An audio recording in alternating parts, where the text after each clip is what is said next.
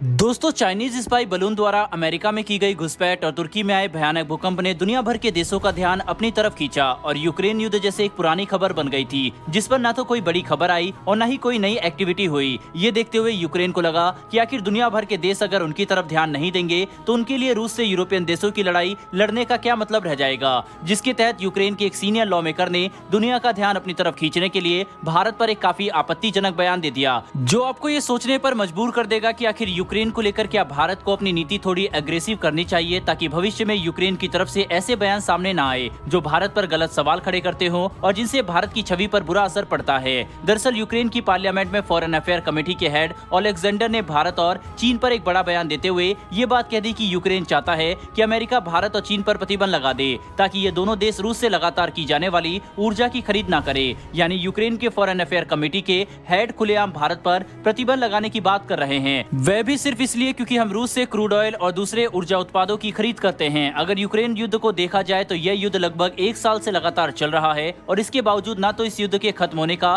कोई संकेत है और न ही किसी युद्ध विराम के बारे में कोई जानकारी निकलकर सामने आ रही है। मतलब यूक्रेन युद्ध फिलहाल पश्चिमी देशों की मदद और वैश्विक अस्थिरता का एक अंधा कुआं बन चुका है, जो पूरी दुनिया के लिए बिना मतलब की अस्थिरता लेकर आ रहा है। ऐसे में भारत यूक्रेन की वजह से अपनी अर्थव्यवस्था की बलि नहीं चढ़ा सकता। यूक्रेन के सीनियर लॉ मेकर का ये बात खुलकर कहना कि भारत और चीन पर सिर्फ इसलिए प्रतिबंध लगा देना चाहिए क्योंकि ये दोनों देश रूस से ऊर्जा की खरीद कर रहे हैं, न कि सिर्फ कूटनीतिक तौर पर गलत है बल्कि आर्थिक तौर पर भी इस बयान का कोई तुक नहीं बनता।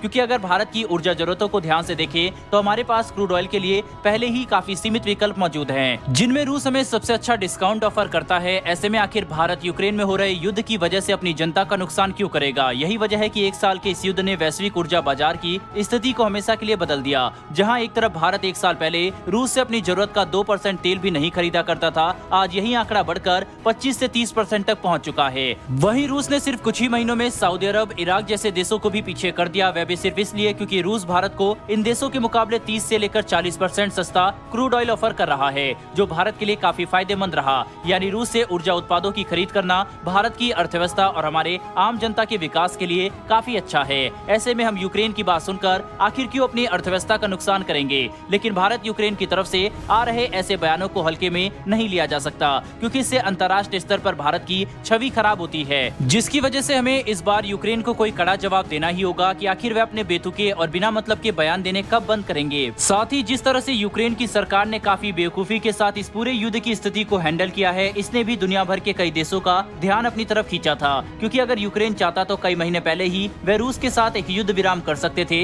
लेकिन पश्चिमी देशों की तरफ से मिल रही आर्थिक और सैन्य मदद के लिए यूक्रेन की सरकार अपनी जनता की बलि चढ़ाते जा रही है, जो काफी बुरा है। लेकिन अब हमें यूक्रेन को लेकर कोई कड़ी नीति बनानी ही होगी ताकि वह भारत पर ऐसे गलत बयानबाजी ना करे। बहरहाल दोस्तों, बढ़ते हमारी दूसरी खबर की तरफ, और ये खबर रूस की तरफ से निकलकर सामने आ रही है, जिसके तहत भारत के एरो इंडिया 2023 के दौरान रूस की बड़ी डिफेंस कंपनी रोसब्रोन एक्सपोर्ट अपने 2 बेहद शक्तिशाली और एडवांस ड्रोन को शोकेस करने वाली है, जो भारतीय सेना और वायुसेना के लिए काफी महत्वपूर्ण एसेट के तौर पर सामने आ सकते हैं, खास करके एक ऐसे समय में जब भारत ड्रोन और इनसे जुड़ी टेक्नोलॉजी में काफी विकास कर रहा है। दरअसल रूस भारत में अपनी ओरलैंड 10 और ओरलैंड 30 ड्रोन्स भेजने की तैयारी पूरी कर चुका है। ये दोनों ही ड्रोन अपनी श्रेणी के कुछ सबसे शक्तिशाली और एडवांस ड्रोन्स में से एक है, जिनका इस्तेमाल किसी भी हालात में सर्विलेंस के लिए किया जा सकता है। ओरलैंड 10 कुल मिलाकर 18 किलोग्राम के वजन के साथ उड़ सकता है और ये लगभग 5 किलोग्राम का पेलोड ले जाने में भी सक्षम है। इतना ही नहीं बल्कि ये ड्रोन 16 घंटे का एंडुरेंस रखता है और अधिकतम 6000 मीटर की ऊंचाई तक उड़ सकता है।